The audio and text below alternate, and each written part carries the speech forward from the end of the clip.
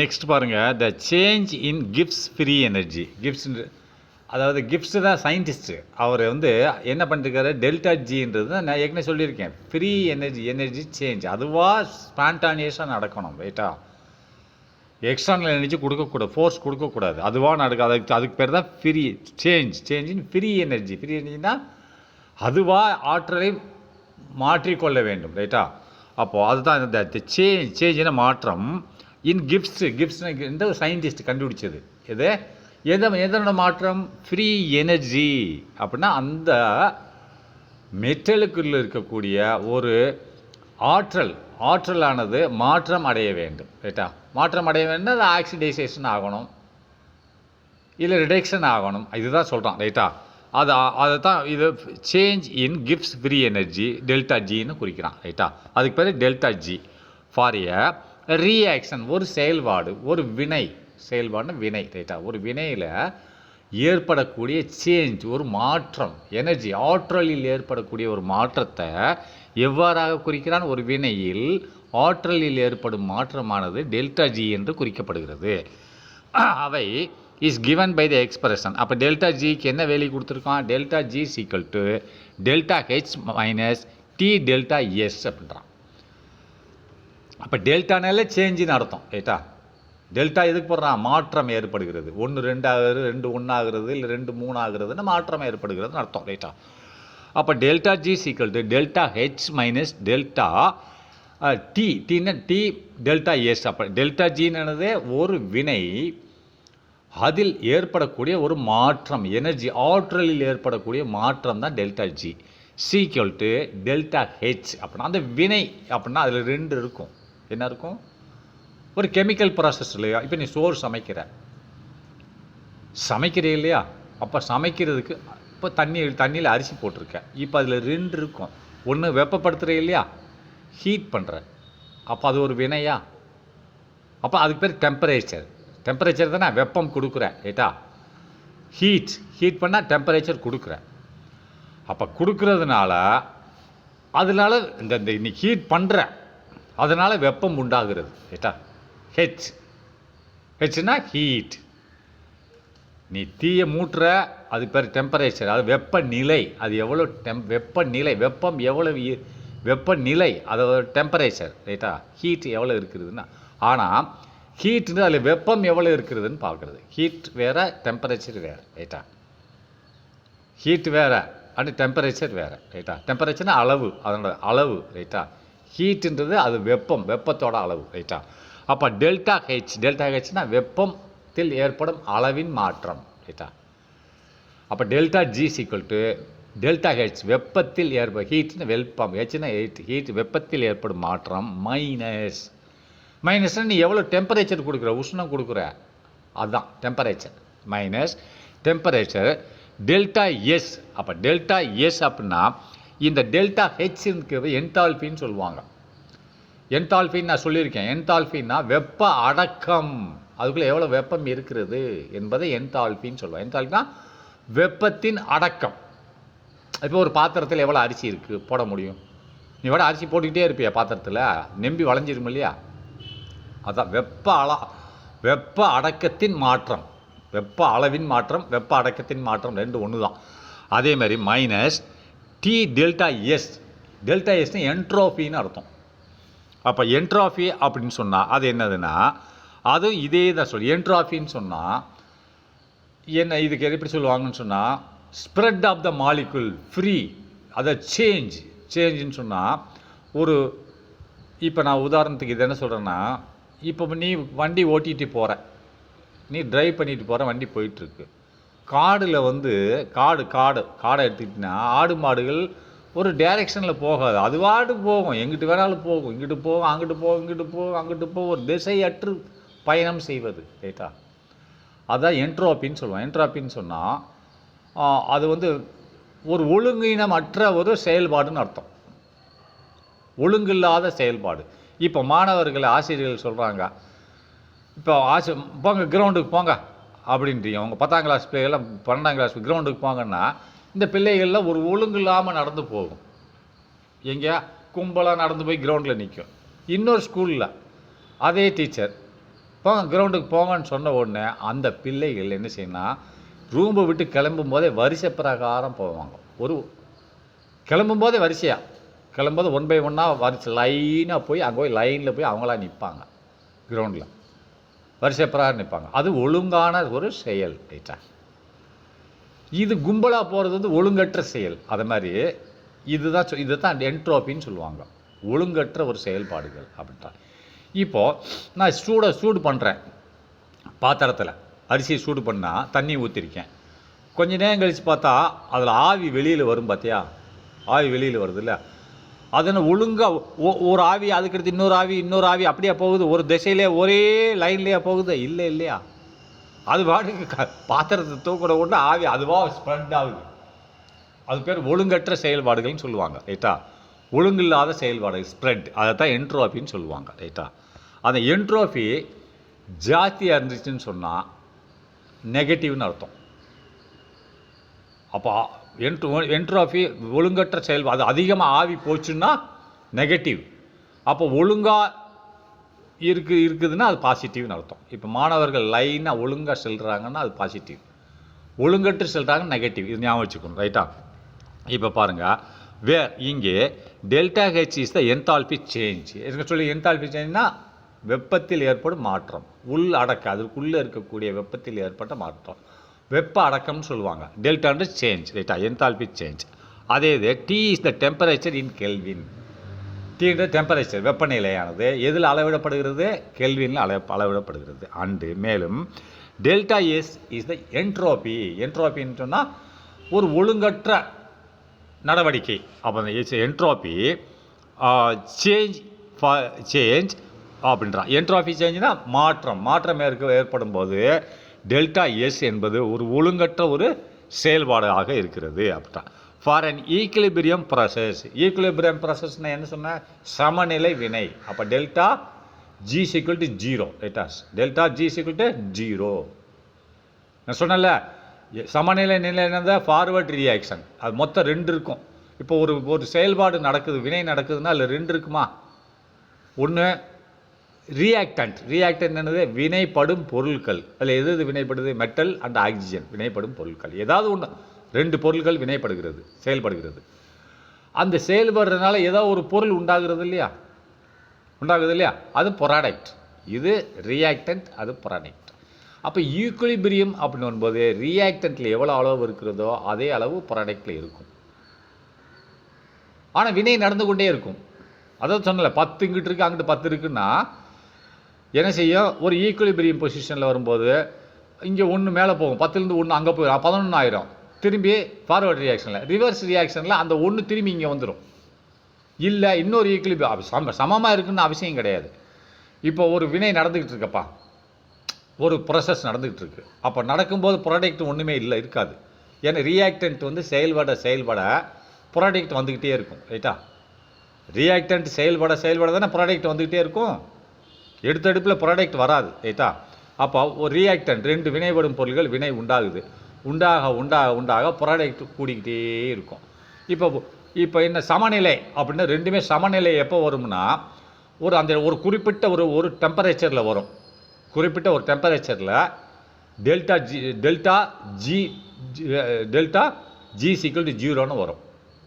புரியுதா? அப்போது இது எப்படி வரும், குறிப்பிட்ட சமநிலை, அதாவது டெல்டா ஜி 0, அதான் சமநிலைன்னு சொல்லுவாங்க. டெல்டா ஜி 0னா சமநிலைன்னு அர்த்தம். சமநிலைன்னா அதுக்கடுத்து இந்த வினை நடக்கும். ஆனால் அதே இடத்துல தான் இருக்கும். ரியாக்டன்ட் எவ்வளோ இருக்கோ அவ்வளோதான் இருக்கும், ப்ராடக்ட் எவ்வளோ இருக்கோ அவ்வளோதான் இருக்கும். ஆனால் வினை நடந்து கொண்டே இருக்கும்.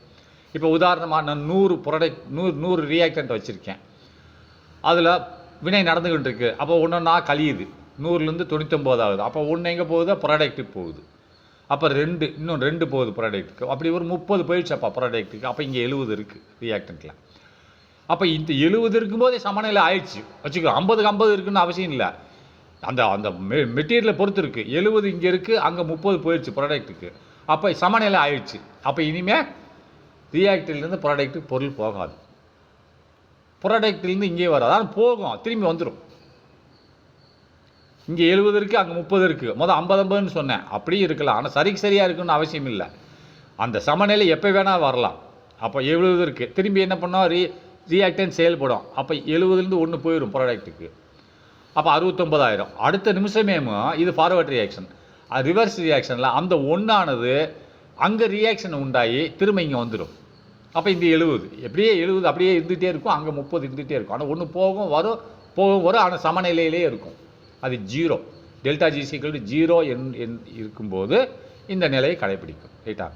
அதே மாதிரி டெல்டா ஜி ப்ளஸ்ஸாக இருந்ததுன்னா ரியாக்ஷன் நடக்காது, ஸ்பான்டானியஸ் ரியாக்ஷன் நடக்காது. ரியாக்ஷன்னா தன்னிச்சையான ரியாக்ஷன் நடக்கும், ஸ்பான்டானியஸாக நடக்காது.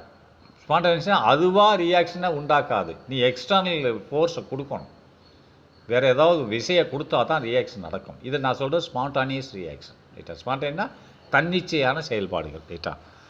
அப்போ நல்லா பாருங்கள். வேறு இது போட்டோன்னா இந்த ஃபார் அன் ஈக்குலிபிரியம் ப்ராசஸ், சமநிலை. அப்போ சமநிலை பற்றி தான் சொல்கிறோம், வேறு எதுவும் சொல்லலை. நல்லா பார்த்துக்கோங்க. அப்போ டெல்டா ஜி 0 டெல்டா ஜி = 0ன்னு அர்த்தம். அப்போ delta G 0 can be calculated using the equilibrium constant by the following expression. அப்படின்னா இந்த டெல்டா ஜியை நாம் கணக்கெடுக்கிறோம். கேன் பி கேல்குலேட் கணக்கெடுக்கிறோம். எப்படி? யூஸிங் பயன்படுத்தி. எதை பயன்படுத்தி? Equilibrium constant. ஈக்குலிபிரியம் கான்ஸ்டன்ட் என்னது? கேபின்னு அர்த்தம். இந்த சிம்பிளில் கீழே கொடுத்துருக்கான் பாருங்க, கேபின்னு கொடுத்துருக்காங்களா, இதுதான் ஈக்குலிபிரியம் கான்ஸ்டன்ட். அந்த ஈக்குலிபிரியம் கான்ஸ்டன்ட் சமநிலை நிலை, கான்ஸ்டன்ட் நிலை, ஈக்குலிபிரியம் கான்ஸ்டன்ட்டை பயன்படுத்தி, அதை கேபின்றல by the following equation. Equilibrium கான்ஸ்டன்ட்டை பயன்படுத்தி கீழ்கண்ட சமன்பாடுகளால் நாம் என்ன செய்கிறோம் அப்படின்னு சொன்னால் இந்த ஈக்குலிபிரியம் செயல்பாடை நடத்துகிறோம் அப்படின்றான். அதை எப்படி? டெல்டா ஜி 0 இருக்கும்போது நாம் கேன் பி கேல்குலேட், அது நாம் கணக்கிடப்படுகிறது. டெல்டா ஜி கணக்கிடப்படுது. அதை பாருங்கள். ஃபார்முலா என்ன சொல்லுங்கள்? டெல்டா ஜி 0 போடணும். டெல்டா ஜி 0 = -RT ln KPன்னு சொல்கிறான். இப்போ டெல்டா ஜி 0ன்றது ஆர்னா என்னது? கேஸ் கான்ஸ்டன்ட்னு அர்த்தம். அது கேஸ் டெத்தில் தானே இருக்குது. அந்த கேஸுக்குன்னு ஒரு கான்ஸ்டன்ட் இருக்கும். அது எவ்வளோன்னா 8.314 ஜூல். அதாவது கான்ஸ்டன்ட் இது வெப்பம் தானே, ஜூல் பெர் மோல். ஒரு மோலில் எவ்வளோ ஜூல் இருக்கிறது, எவ்வளோ வெப்பம் இருக்கிறது? 8.314 joule per mole divided by mole kelvin. ஒரு கெல்வின். அப்போ இந்த இதனாக மோல், அதாவது ஜூல் மோல் -1, கீழே உள்ள மோல் மேலே போயிடும், -1 கீழே உள்ள கெல்வின் மேலே போயிடும். அப்போ கெல்வின் -1 அர்த்தம். வேறு என்ன இப்போ காமிக்கிறேன். இது எப்படி வந்துச்சு டெல்டா ஜி அப்படின்னா அதையும் சொல்கிறேன். எப்படி வந்துச்சுன்னா இங்கே பாருங்கள். இது என்ன சொல்லுவாங்க, இது எப்படி அதுனா 8.314 ஜூல் டிவைடட் பை என்னது? Mole MOL per kelvin K. அப்போ இது இந்த MOL மோல் மேலே போச்சுன்னா ஜூல் MOL -1. அதே மாதிரி K மேலே போச்சுன்னா கெல்வின், அது K -1 வந்துடும். ரைட்டா? இப்போ இதை அழிச்சிட்டு இந்த ஈக்குவேஷன் எப்படி வந்துச்சு அப்படின்னா காமிக்கிறேன் பாருங்கள். அதாவது என்ன சொல்கிறான்னா, இப்போ டெல்டா இந்த பாருங்கள், delta G delta G 0 plus RT ln KPன்னு அர்த்தம். இப்போது நான் என்ன சொல்கிறேன்? டெல்டா ஜி ஈக்குலிபிரியம்ன்றேன். அப்படின்னா 0 தானே அர்த்தம். டெல்டா ஜி கீழே இருந்ததுன்னா ஸ்பான்டானியஸ் அதிகமாக நடக்கும். டெல்டா ஜி <0 ஸ்பான்டானியஸ் ரியாக்ஷன் அதிகமாக நடக்கும். டெல்டா ஜி = 0னா ஈக்குலிபிரியம். அப்போ இந்த டெல்டா ஜிக்கு பதிலான 0 போட்டேன்னு சொன்னால் என்ன ஆகும்? இங்கே உள்ள டெல்டா ஜி 0 இந்த சைடே வச்சுக்கோ, வலது சைட்லேயுமா இந்த ப்ளஸ் RT ln K வந்துட்டு இருக்கா, இது லெஃப்ட் சைடில் வந்துடுச்சுன்னா என்னவாகும்? RT ln K மைனஸ்னு வந்துடும். அதுதான் போட்டிருக்கான். Delta G 0 = -RT ln K. அப்போ ஆர்னு என்னது? Case constant 8.314 joule per mole kelvin அர்த்தம். அப்போ ln என்னது? n அப்படின்னு என்னது? n நேச்சுரல், lனா லாகரிதமிக் அப்படின்னு அர்த்தம். அப்போ இது எப்படி படிக்கணும்? lன்னா natural logarithmic of equilibrium constant. கேபின்னு என்னது ஈக்குலிபிரியம் கான்ஸ்டன்ட் சொல்லுவாங்க. ரைட்டா? கேபின்னு என்னது ஈக்குலிபிரியம் கான்ஸ்டன்ட். இது எப்படி படிக்கணும்? நேச்சுரல் லாகரிதமிக் ஈக்குலிபிரியம் கான்ஸ்டன்ட் பார்க்கணும். இது எப்படின்னு பார்ப்போம் இருங்க.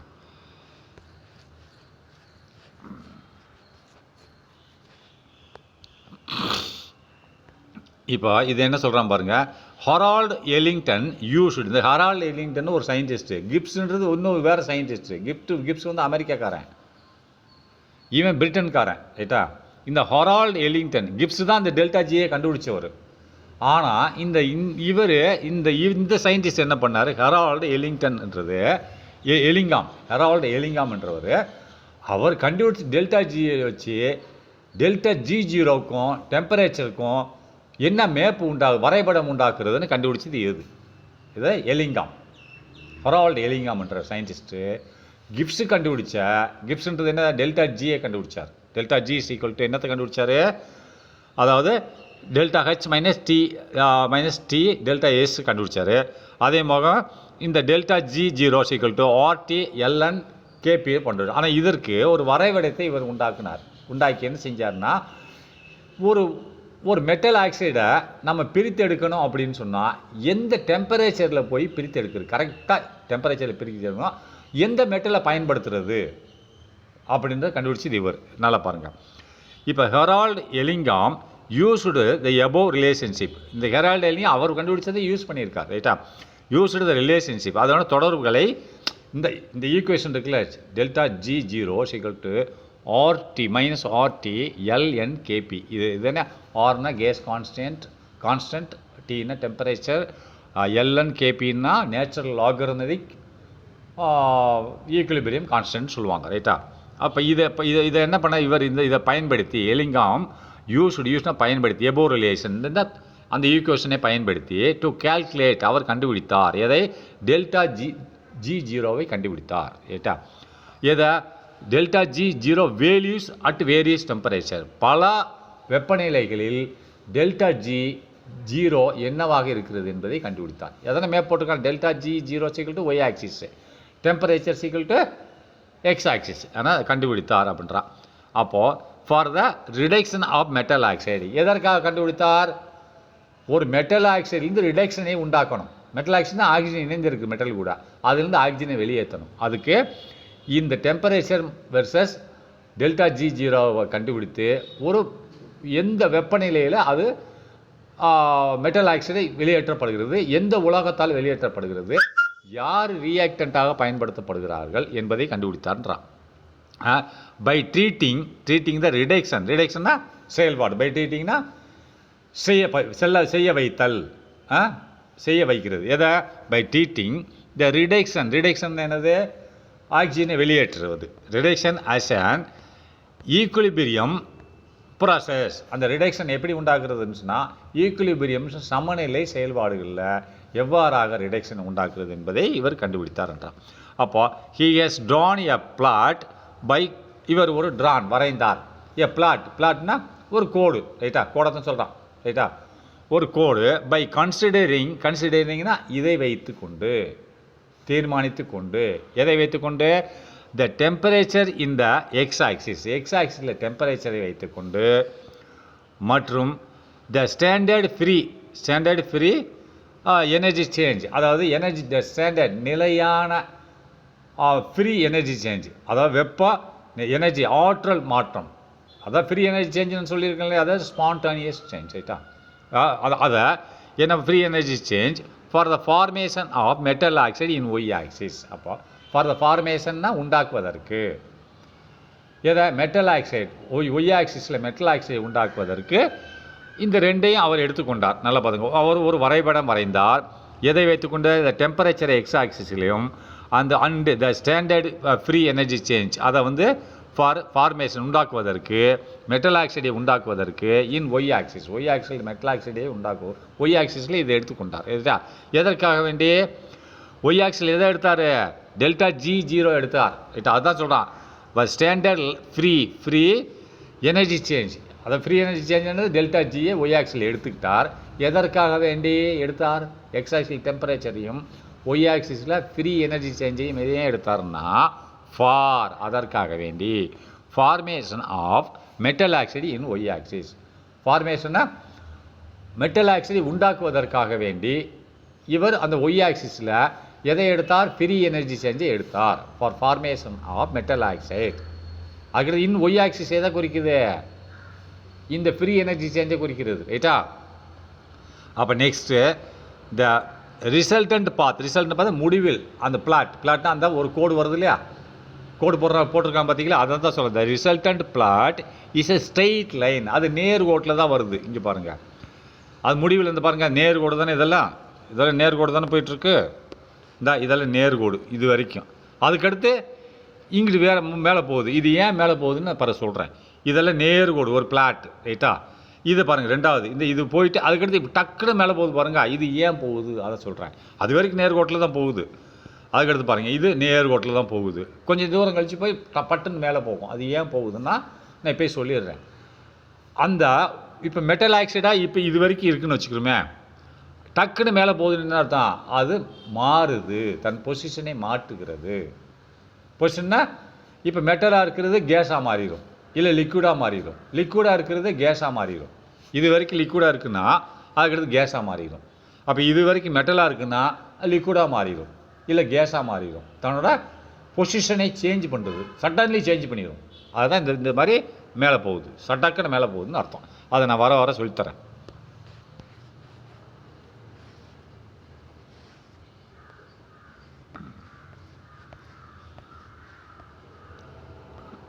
சரியா? ஃபார் டேட்டிங் த கன்சன். சரி, next he has drawn a plot by considering the temperature in the exercise. இது படித்து முடிச்சிட்டோமா? the resultant plot is a straight line. அது ஸ்ட்ரெயிட் லைன் தானே, முடிவில் ஸ்ட்ரெயிட்டாக போகுது. அது ஸ்ட்ரெயிட் லைன். அதுக்கடுத்து மேலே போகுது, அதை பிறகு பார்த்துக்கலாம். ரைட்டா? இது முடிவில் என்ன போகுது? The resultant plot. அந்த பிளாட்னா நேர்கோடு. Is a straight line. Straight line நேர்கோடு தான். பிளாட்னால அந்த அதுதான் குறிக்கிறது. ரைட்டா? Plot is a straight line with a delta S as slope. அது டெல்டா எஸ். டெல்டா எஸ்னது என்ட்ரோப்பின்னு அர்த்தம். என்ட்ரோப்பின்னு நான் என்ன சொன்னேன்? அதாவது ஒரு முடிவில்லாமல் அதுவும் எக்கச்சக்கமான மாலிகுல்ஸ் வெளியே ஏறுகிறது. ரைட்டா? இப்போ நான் உதாரணத்துக்கு ஒரு சின்ன பாலை ஒரு இத்தினூண்டு ஒரு கோப்பையில் வச்சுருக்கேன். அது பால் மூவ்மெண்ட் ஆகிட்டே இருக்குது. அதே இது ஒரு பெரிய பாத்திரத்தில் வச்சேன்னா அது வாட்டு வேகம் அங்கங்கே மூவ் ஆகும் இல்லையா? கொஞ்சோன இடத்துல மூவ் ஆகிறத விட பரந்த வெளியில் அது வாடு விரிந்து திரியும். அதைத்தான் சொல்கிறாங்க. ரைட்டா? Delta S as a slope and delta H as a y இன்டர்செப்ட்னு அர்த்தம். அப்போ டெல்டா எஸ் என்னது? நல்லா பார்த்துக்கோங்க. அப்போ த ரிசல்டன்ட் அந்த பிளாட் அந்த ஸ்ட்ரெயிட் லைனாக இருக்குது இல்லையா, அந்த ஸ்ட்ரெயிட் லைனை டெல்டா எஸ்ன்னு சொல்லிடுறான். அப்போ டெல்டா ஒய் இருக்கு இல்லையா, டெல்டா ஹெச் இருக்கு இல்லையா, அது என்னன்னு கேட்குறான். நான் அந்த ஃபார்முலா என்ன சொல்லியிருக்கான்? டெல்டா ஜி ஜீரோ சீக்கிள்ட்டு என்ன சொல்லியிருக்கான்? நல்லா பாருங்கள். ஆர்டின்னு போட்டிருக்கான் இல்லையா, R T minus R T l n K P ப்ரொபோலஸ் போட்டிருக்கான்.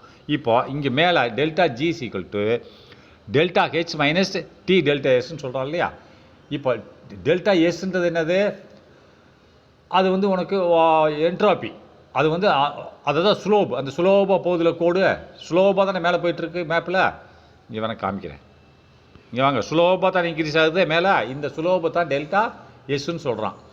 ஆனால் நான் படத்திலே வரேன். இந்த கோடு இங்கேருந்து போகுது இல்லையா, இப்போ இதுதான் ஸ்லோப் டெல்டா எஸ். ஆனால் டெல்டா அதை நல்லா பார்த்துக்கலாம். ஒய்யில் டெல்டா ஹெச்ன்னதுன்னா அது ஒரு இன்டர்செப்டர்னு சொல்லுவாங்க. ரைட்டா? அது ஒரு இன்டர்செப்டர். அது என்னது? இந்த இடத்துல இருக்கும், இந்த ஜீரோவில் இருக்கும். இதுதான் டெல்டா ஹெச். டெல்டா ஹெச்ன்றது இது zero minus delta S zero ஆயிரும். ரைட்டா? இது ஜீரோ ஆயிரும். இந்த இடத்துல ஜீரோ தானே. இந்த இடத்துல என்னது? ஸ்லோப் இருக்கா? இல்லை. அப்போ டெல்டா எஸ் ஜீரோ. அப்போ டி ஜீரோ. இந்த இடத்துல டெம்பரேச்சர் இருக்கா? ஜீரோவில் இல்லை. டெல்டா எஸ் இருக்கா? ஸ்லோப் இருக்கா? இல்லை. இந்த ஜீரோ பாயிண்டில். அப்போ என்னது? டெல்டா ஹெச் தான் மெஞ்சும். இங்கே ஸ்லோப்பும் இல்லை, டெம்பரேச்சரும் இல்லை ஜீரோன்ற பாயிண்டில். அப்போது இந்த இடத்துல சென்டரில் இதெல்லாம் மைனஸில் வந்துட்டுருக்கு. ரைட்டா? இந்த இடத்துல delta H, delta G zero equal to delta H. இது இன்டர்செப்ட் பண்ணுற பாயிண்ட். ரைட்டா? Delta H equal to zero. இதை தான் ஒய் இன்டர்செப்டர்னு சொல்லுவாங்க. ரைட்டா? இதுதான் டெல்டா ஒய் இன்டர்செப்டர்னு சொல்லுவாங்க. நல்லா பார்த்துக்கோங்க என்னது. அப்போ என்ன போட்டிருக்கான், straight line the resultant plot is a straight line with, அது எப்படி இருக்குது resultant plot with delta S ஸ்லோபாவும் அண்ட் டெல்டா ஹெச் எப்படி இருக்குது as a Y interceptor, Y axis interceptor. அந்த 0 பாயிண்ட்டில் இன்டர்செப்ட் பண்ணுறது தான் டெல்டா ஹெச் = 0 ரைட்டா, 0. அப்போ next the graphical representation of variation of the standard Gibbs free energy of reaction. அப்போ இந்த கிராஃபிக்கலில் நம்ம கொடுத்துருக்கோம் இல்லையா மேப்பில், அந்த வரைபடத்தில் அதான் சொல்கிறான் கிராஃபிக்கல் ரெப்ரசன்டேஷன். குறிப்பிடப்படுகிறது, கிராஃப் மூலமாக சொல்லப்படுகிற குறிப்பிடப்படுகிற ரெப்ரசன்ட் குறிப்பிடப்படுகிற எனது of variation of the variation மாற்றங்கள் ஏற்படுறதுல சுலோபாக போகுதுன்னா மாற்றம் தான், டெம்பரேச்சர்லேயே மாற்றம் ஏற்படுகிறது, டெல்டா ஜிலேயும் டெல்டா ஜி ஜீரோலையும் மாற்றங்கள் ஏற்படுகிறது ரைட்டா. அதாவது ஃப்ரீ எனர்ஜி சேஞ்ச்லேயும் மாற்றம் ஏற்படுகிறது ஒய் ஆக்சிஸில், எக்ஸ் ஆக்சிஸ்லேயும் டெம்பரேச்சர்லேயும் கூட்டிகிட்டே போகுது, இங்கே குறைஞ்சிட்டே போகுது. அப்போ அந்த மாற்றங்கள் தான் சொல்கிறான், அதுதான் சொல்கிறான் த வேரியேஷன் மாற்றங்கள் ஆஃப் ஸ்டாண்டர்ட் கிப்ஸ் நல்லா பார்த்துக்கோங்க. Standard Gibbs free energy of reaction, அந்த செயல்பாடில் ஃப்ரீ எனர்ஜி மாற்றப்படுகிறது. வேரியேஷன் மாற்றுறதில் டெல்டா ஜி ஜீரோ மாற்றமடைகிறது ஃபார் த ஃபார்மேஷன் உண்டாக்குவதற்கு வேரியஸ் மெட்டல் ஆக்சைடு, பல மெட்டல் ஆக்சைடுகளை நம்ம உண்டாக்குவதற்கு என்ன செய்கிறது டெல்டா ஜி மாற்றம் அடைகிறது. அதேமாதிரி வித் டெம்பரேச்சர், எப்படி டெம்பரேச்சர் கூட மாற்றம் அடைகிறது, டெம்பரேச்சர் மாற்றம் அடைகிறது, டெல்டா ஜி மாற்றம் அடைகிறது. எதற்கு பல மெட்டல் ஆக்சைடுகளை உண்டாக்குவதற்கு ரைட்டா, பல மெட்டல் ஆக்சைடுகளை உண்டாக்குவதற்கு என்று சொல்லுகிறது ரைட்டா. எதில் கால்டு எலிங்காம் டயக்ராம் மூலமாக பல மெட்டல்